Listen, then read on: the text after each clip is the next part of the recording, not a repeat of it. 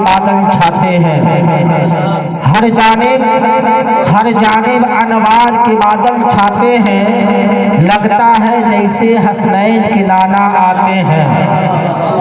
हर जानिब अनवार के बादल छाते हैं, लगता है जैसे हसनैन के नाना आते हैं। और जिस घर में मीलाद नबी की होती है, जिस घर में मीलाद नबी की होती है, उस घर को जिब्रील सजाने आते हैं। जिस घर में मीलाद नबी की होती है, उस घर को जिब्रील सजाने आते हैं। और दिया था जो नबी ने वो इनाम बच गया, दिया था जो नबी ने वो इनाम बच गया, अल्लाह के रसूल का पैगाम बच गया।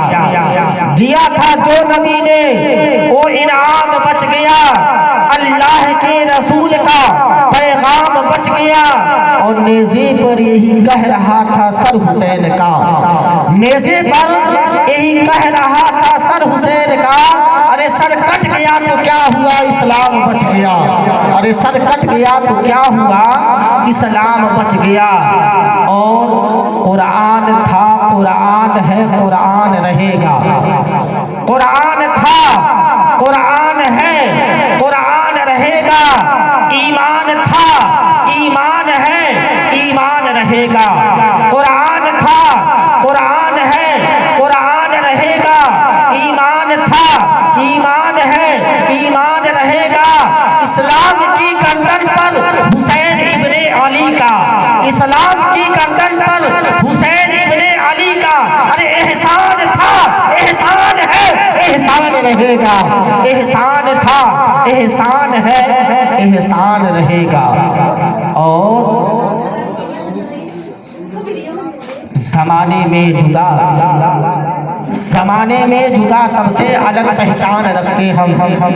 नौजवानों के लिए है, आखिरी कड़ी हम ही है, हमारे बाद अब कोई नहीं।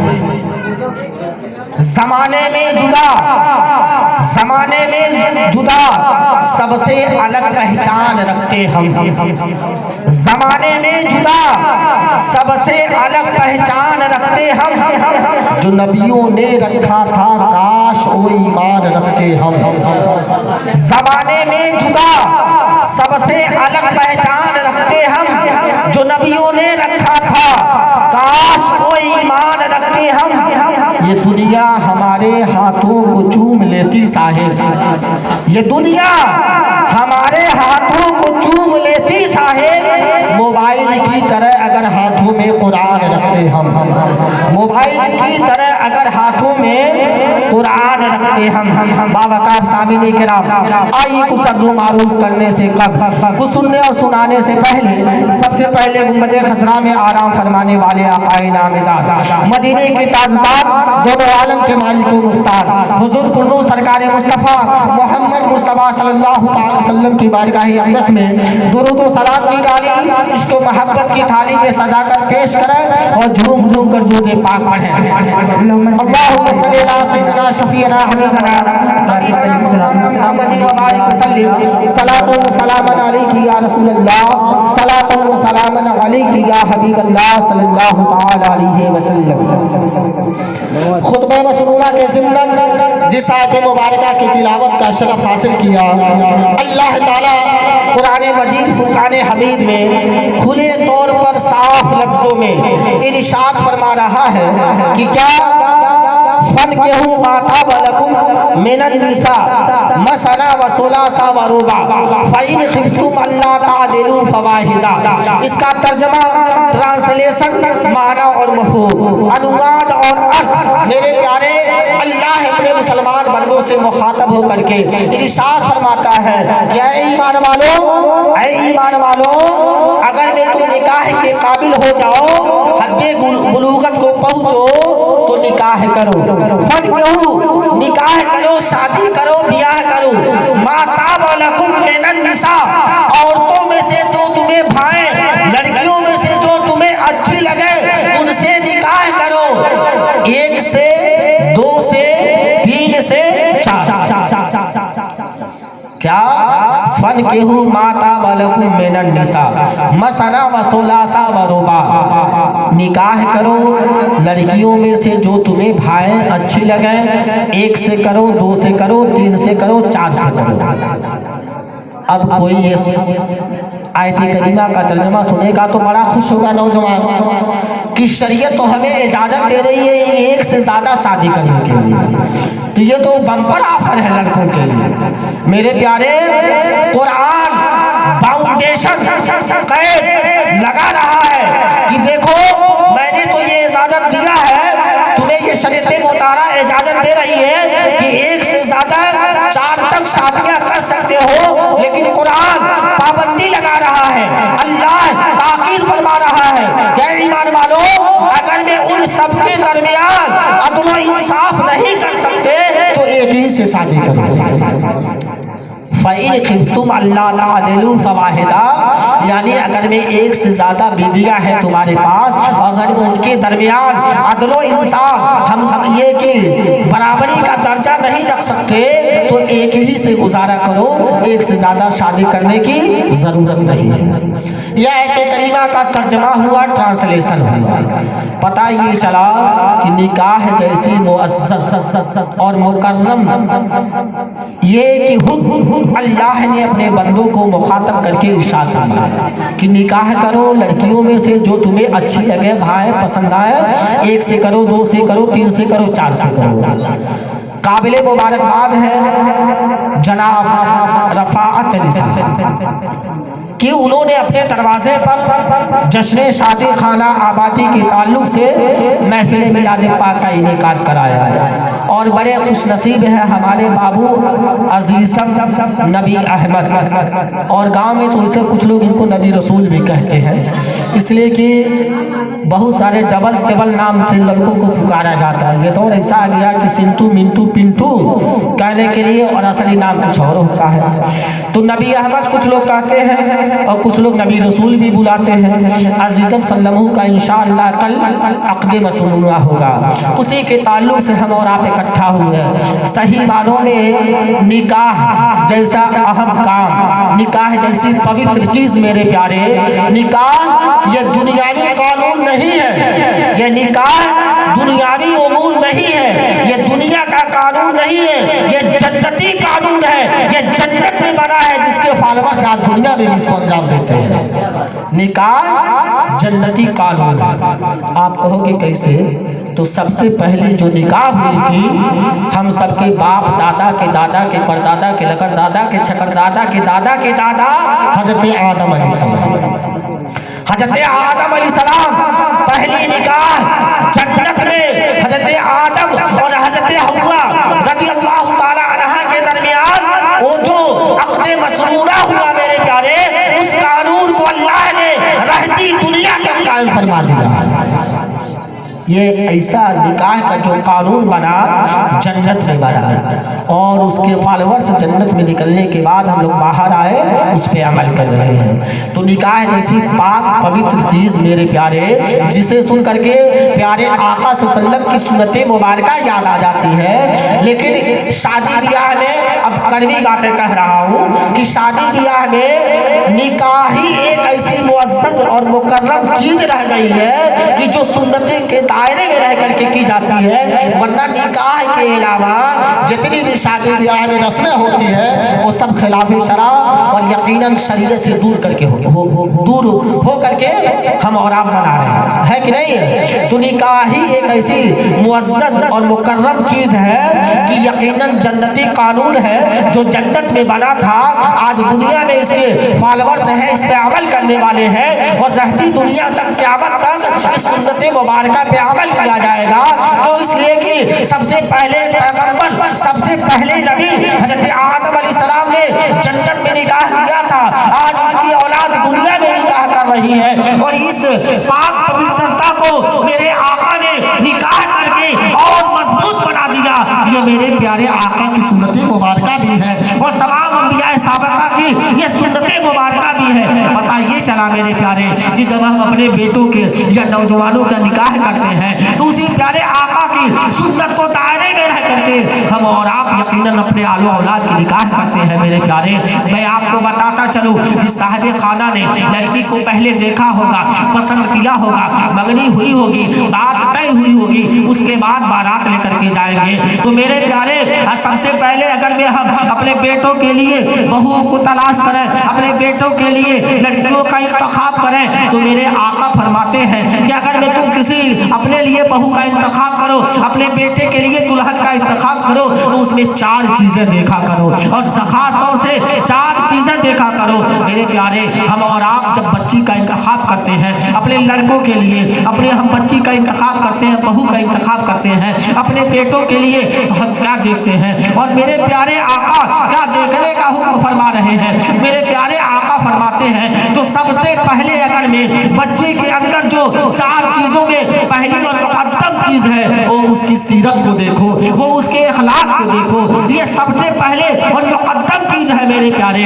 उसके बाद मेरे आका फरमाते हैं कि उसके हसब नसब को देखो, उसके हुस्न जमाल को देखो, उसके हसब और नसब को देखो, उसके हुस्न जमाल को देखो, उसके सीरत को देखो और उसके सूरत को देखो। ये 4 चीजें ऐसी है मेरे प्यारे कि किसी बच्ची का हम इंतखाब करते हैं अपनी बहू के लिए, तो मेरे प्यारे हम क्या देखते हैं कि वो खूबसूरत है कि नहीं है, वो अच्छी है कि नहीं है, वो हसब व नसब वाली अच्छी शराफत खानदान की है कि नहीं है। मेरे प्यारे ये जो दुनियावी एतबार से हम बच्चियों का इंतखाब करते हैं तो हम ये देखते हैं कि आया जिस लड़की से मेरे बेटे का शादी हो रहा है, निकाह होगा, आया उसका बाप जहेज देने के काबिल है कि नहीं है, मालदार है कि नहीं है, यकीनन वो रुपया पैसा देगा कि नहीं देगा।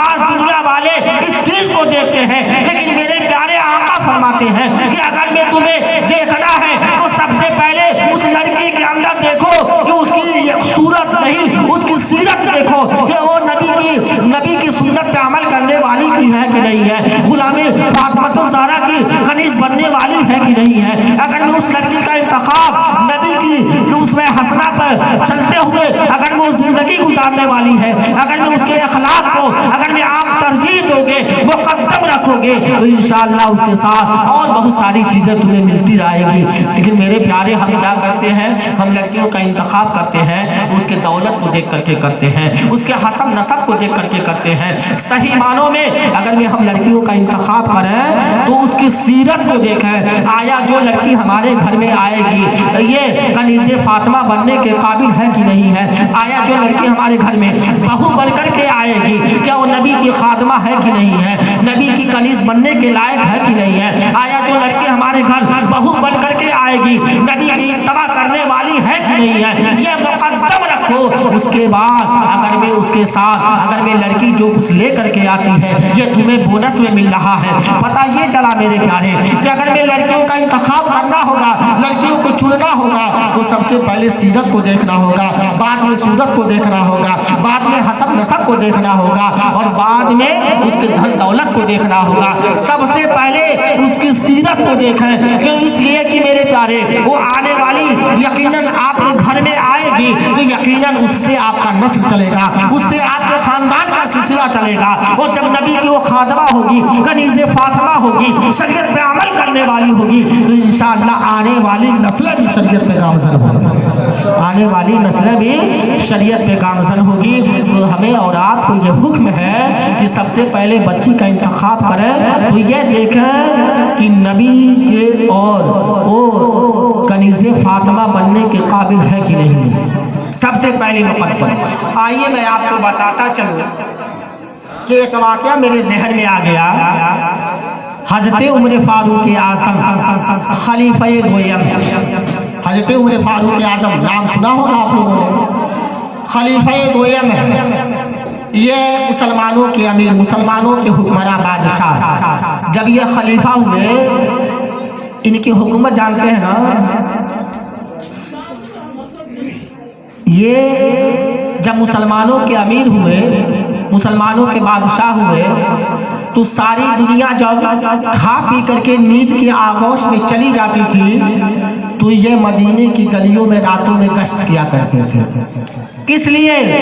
अपनी रियाया का हाल चाल मालूम करने के लिए, अपनी रियाया की दुख और दर्द को जानने के लिए रात की तन्हाई में, रात की तारीकी में लिबास को बदल करके, यकीनन छिप करके, ताकि मदीने वाले ये न जाने कि मुसलमानों का अमीर, मुसलमानों का बादशाह रात में, यकीनन रात की तारीकी में मदीने की गलियों में घूमता रहता है। ये इस माना करके हज़रत उमर फारूक आज़म रियाया के दरमियान अदलो इंसाफ के लिए खुदा से इतना खौफ खाते थे, खुदा से इतना खौफ खाते थे, वो यहाँ तक डरते थे कि अगर में वो ये कहते थे कि उमर के दौरे खिलाफत में अगर में जब तक शेर और बकरी एक घाट से पानी न पिए, उस वक्त तक उमर का अदल नहीं हो सकता, उस वक्त तक उमर का इंसाफ नहीं हो सकता। ऐसा इंसाफवर हुक्मरान जब हुक्मरानी उन्हें मिली, मुसलमानों के अमीर हुए, तो एक दिन ऐसा हुआ कि मदीने में वो रात की तारीकी में मदीने की गलियों में घूम रहे थे। क्या? मदीने के गलियों में घूम रहे थे। घूमते घूमते जब रात का तिहाई हिस्सा गुजरता है, एक मकान से हज़रत उमर फारूक गुजर रहे थे, मकान से आवाज़ आती है, मकान से एक बूढ़ी औरत की आवाज़ आती है। वो अपनी बेटी को जगाती है, ऐ बेटी उठो, सुबह होने वाला है, दिन निकलने वाला है, फजर की अजान हो जाएगी। ऐ मेरी बेटी उठो, जल्दी से दूध में पानी मिला लो, कहीं सुबह की सफेदी नमूदार हो गई, दिन निकल गया और दूध में पानी मिलाते हुए कोई देख लिया तो उमर से शिकायत कर देगा, उमर इसके लिए सजा देंगे। ऐ बेटी जल्दी से उठो, अभी रात ही है, दूध में पानी मिला दो। हज़रत उमर फारूक जानते हैं ना, उनके दौर में यह हुक्म था कि कोई भी अगर में गाय या भैंस जानवर रखा है और अगर में दूध बेचता है तो कोई भी दूध में पानी मिला के नहीं बेचेगा। ये उस बादशाह का हुक्म था कि हमारी सल्तनत में रियाया अगर में दूध बेचती है तो दूध में पानी मिला करके नहीं बेचेगी, जिनको पकड़ा जाएगा सख्त से सख्त सजा दी जाएगी। ये उमर का कानून था। लेकिन आज दूध में पानी नहीं मिल रहा है, पानी में दूध मिलाया जा रहा है। ये ऐसा दौर आ गया है कि दूध में पानी नहीं मिल रहा है, पानी में दूध मिलाया जा रहा है। ये ऐसा दौर है। वो उमर का दौर, उनके दौर में यह कानून था कि कोई भी शख्स दूध में पानी नहीं मिलाएगा। तो औरत ये कही कि उमर तो ये कानून लगा दिए हैं, रात का आलम है, बंद मकान में हम ये कि माँ और बेटी है, बेटी रात में दूध में पानी मिला देगी तो न उमर देखेंगे, न कोई लोग देखेंगे, न कोई उमर से शिकायत करेगा, हम लोग ऐसे कमाते चले जाएंगे। तो मेरे प्यारे, जब वो बूढ़ी औरत ने अपनी बेटी को आवाज दी, बेटी उठो, सूरज निकल आएगा, उजाला फैल जाएगा, उससे पहले दूध में पानी मिला दो। बेटी आवाज देती है, अम्मी जान, क्या आपको कानून मालूम नहीं है? उमर का फैसला मालूम नहीं है? उमर ने यह ऐलान करा दिया है कि हमारे रियाया में कोई भी दूध में पानी नहीं मिलाएगा, हम पानी नहीं मिलाएंगे। इतना सुनना था। बूढ़ी खातून, बूढ़ी औरत कहती है, ऐ मेरी बेटी, ये उमर का कानून है, उमर ने ऐलान कर दिया है। लेकिन रात की तारीकी में उमर देखने नहीं आ रहे हैं कि कौन घर की तारीकी में बंद कमरे में दूध में पानी मिला रहा है। ऐ मेरी बेटी उठो, दूध में पानी मिला दो। उमर न देखेंगे, न कोई और लोग देखेंगे, हम लोगों को कोई पकड़ ही नहीं पाएगा। इतना सुनना था। वो नौजवान लड़की अर्ज करती है, ऐ मेरी अम्मी जान, अगर मैं उमर देखे न देखे ये तो ठीक है, उमर नहीं देखेंगे, लेकिन ऐ मेरी अम्मी जान, जो खुदा हमें और आपको पैदा किया है, जो खुदा उमर को भी पैदा किया है, वो खुदा जैसे दिन के उजाले में देखता है, ऐसे ही रात की तारीकी में भी देखता है। उमर का खौफ नहीं है, मुझे खुदा का खौफ है कि खुदा तो रात की तारीकी में भी देखता है। कोई मुसलमान इस माना करके रात में गुनाह करे कि लोग हमें नहीं देखेंगे, तो कम से कम इतना तो सोच लेंगे, लोग देखें ना देखें, लेकिन उसका खुदा तो देख रहा है। जो वो खुदा जिस तरीके से दिन के उजाले में देखता है, उसे रात की तारीकी में देखता है। खुदा तो हम लोगों के दिलों के हालात और एहसास से भी वाकिफ है। मेरे प्यारे, वो लड़की जब इतना जवाब देती है, उसकी माँ कहती है, ऐ बेटी, तुम्हें क्या हो गया है? अगर मैं ऐसे रहा तो हम फिर फाका में मुब्तला हो जाएंगे, हम गरीब के गरीब ही रहेंगे। अगर मैं एक मना दूध में 4 मना पानी मिला देंगे तो इससे कमाई भी बढ़ जाएगी, आमदनी भी हो जाएगी। लाओ ऐसा करो। लेकिन बार बार वो बूढ़ी औरत अपनी लड़की को कही, लेकिन लड़की नहीं मानी। वो खुदा से खौफ करने वाली थी, अल्लाह और रसूल का डर उसके सीने के अंदर था, अल्लाह से डरने वाली और रसूल से मोहब्बत करने वाली थी। उसकी माँ कहती रही और वो मना करती रही। ये सब बातें हज़रत उमर फारूक सुन रहे थे, इसलिए कि रात की तारीकी में मदीने की गलियों में वो घूमा करते थे रियाया का हाल चाल मालूम करने के लिए। जब इन बूढ़ी माँ और उसकी बेटी की आवाज़ सुनी, उनकी बातें हज़रत उमर फारूक ने सुनी। सुनने के बाद क्या किया, कहा रात की तारीकी का आलम है, करें तो क्या करें। उसके मकान पर एक निशान बना दिया और निशान बनाने के बाद ताकि दिन के उजाले में आए तो निशान देख करके पता चल जाए कि यही मकान है। निशान बनाने के बाद वो चले जाते हैं। चले जाने के बाद जब फजर की अजान होती है, हज़रत उमर फारूक नमाज पढ़ते हैं। नमाज पढ़ने के बाद अपनी बीवी को बुलाते हैं और बीवी से कहते हैं, मेरी बीवी, उनके बेटे थे जिनका नाम हज़रत अब्दुल्ला, उनके एक बेटे थे जिनका नाम हज़रत अब्दुल्ला। फरमाते हैं, मेरी बीवी, हज़रत अब्दुल्ला का अक़्द कर दिया जाए, निकाह कर दिया जाए तो बेहतर होगा। उनकी बीवी फरमाती है कि मामला क्या है। कहा, मुझे एक लड़की पसंद आ गई है, वहाँ रिश्ता भेजो, वहाँ निकाह का पैगाम भिजवाओ। उनकी बीवी ने कहा, कहाँ? कहा, मदीने की गलियों में, इसी मदीने में एक लड़की मुझे पसंद आ गई है। उनकी अहलिया फरमाती है, कौन है, क्या नाम है? कहा, वो एक बेवा का घर है जिसमें कोई मर्द नहीं है, एक बूढ़ी खातून रहती है और उसकी एक बेटी रहती है। हज़रत उमर फारूक ने कहा कि जाओ, मैंने उसमें निशान लगा दिया है, मैं उसे निशान की निशानदेही करते हुए, तलाश करते हुए मकान मैं तुझे दिखा देता हूँ, क्योंकि उस घर में मर्द नहीं है, वरना मैं जाकर के बात करता। उस घर में औरतें हैं, उस घर में खातून है, लिहाजा तुम औरत हो, जा करके अपने बेटे अब्दुल्ला के लिए निकाह की बात करो। हज़रत उमर फारूक की अहलिया मोहतरमा उस घर में जाती है और जाने के बाद दरवाजे पर दस्तक देती है। अंदर से आवाज़ आती है, कौन? हज़रत उमर फारूक की अहलिया फरमाती है, मैं उमर फारूक की बीवी हूँ। इतना सुनना था, वो बूढ़ी खातून हैरत में पड़ जाती है कि मामला क्या है, कि वक्त क्या हुक्मरान, वक्त के बादशाह की बीवी मेरे दरवाजे पर आई है। वो हैरत में पड़ जाती है और दरवाज़ा खोलती है। दरवाज़ा खोलने के बाद उमर फारूक की अहलिया मोहतरमा क्या करती हैं, सलाम करती हैं। वो साहिब मकान जो थी वो जवाब देती हैं, वो फरमाती है, आप किस लिए आई हैं? हज़रत उमर फारूक की अहलिया फरमाती है कि आपके यहाँ कोई नौजवान लड़की है, आपकी बेटी है? वो खातून फरमाती है, हाँ मेरे वहाँ एक नौजवान लड़की है। कहा, मेरा एक लड़का है अब्दुल्ला जिसका नाम है, मैं उस लड़की से आपकी बेटी का निकाह करना चाहती हूँ। इतना सुनना था, वो औरत जो गरीब थी, मजबूर थी, लाचार थी, कमाने वाला कोई नहीं था, वो बेबस थी, बेकस थी। वो इतना सुनती है तो हंसने लगती है और हज़रत उमर फारूक की अहलिया मोहतरमा से फरमाती है, क्या आप मुझसे मजाक कर रही हैं? हज़रत उमर फारूक की अहलिया फरमाती है, नहीं नहीं, मैं मजाक नहीं कर रही हूँ, ये वाकई में हकीकतन है, मैं आपकी बेटी से निकाह करना, अपने बेटे का निकाह करना चाहती हूँ। वो औरत जब इतना सुनती है तो कहती है कि भला वक्त का जो हुक्मरान है, वक्त का बादशाह जो है, उसके वहाँ कौन अपनी बेटी देना नहीं चाहता है। वो और बूढ़ी औरत फौरन तैयार हो जाती है। हज़रत उमर फारूक के साहिबजादे से उस लड़की का निकाह हो जाता है। निकाह हो जाने के बाद हज़रत उमर फारूक से वो औरत पूछती है, ऐ उमर फारूक, ऐ वक्त के बादशाह, ऐ मुसलमानों के अमीर, आखिर में मामला क्या है? आपके लड़के के लिए निकाह का पैगाम बहुत सारे राजा महाराजा के वहाँ से आता होगा, लेकिन आपने अपने बच्चे का निकाह मेरे वहाँ गरीब जैसे घर में क्यों किए, किस लिए किए? इतना सुनना था। उमर फारूक कितना ही प्यारा जुमला जो आबे सर से लिखने के काबिल है, दुनिया वालों के लिए इधर से नसीहत देते हुए इरशाद फरमाते हैं, ऐ औरत, मैंने तुम्हारे धन और दौलत को देख करके अपने बेटे की निकाह की, बेटे की निकाह नहीं की। मैंने तुम्हारे गरीबी को भी देख करके निकाह नहीं की अपने बेटे की। मैंने ये देखा कि जिस लड़की से मेरे बेटे का निकाह हो रहा है, उस लड़की के दिल के अंदर खुदा का खौफ कितना भरा हुआ है कि जो लड़की रात की तारीकी में खुदा से इतना खौफ पाए, वो दिन के उजाले में कभी गुनाह कर ही नहीं सकती। जो रात की तारीकी में खुदा से इतना डरे, वो दिन के उजाले में गुनाह कहाँ से करेगी?